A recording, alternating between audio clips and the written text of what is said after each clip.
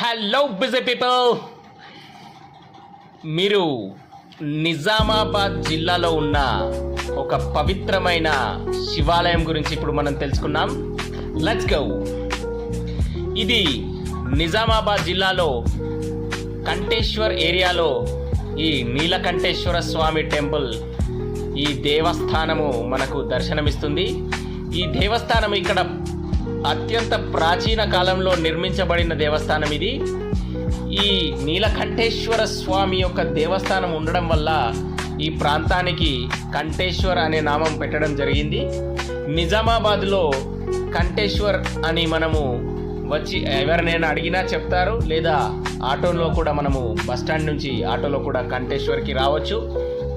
ఈ నీలకంఠేశ్వర టెంపుల్ అనేది అత్యంత ప్రాచీనమైన కట్టడం.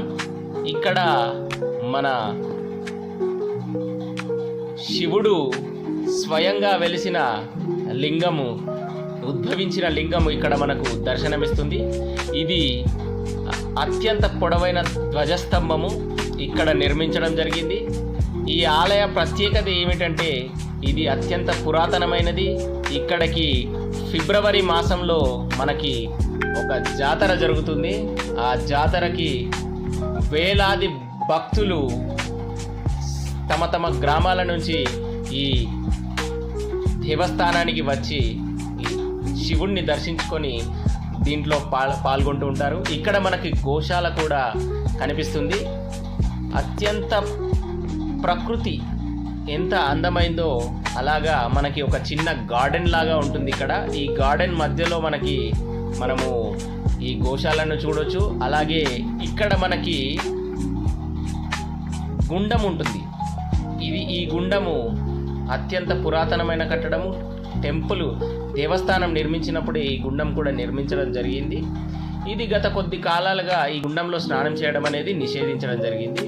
అదిగో చూడండి, ఇది ప్రదక్షిణ చేయు మార్గము.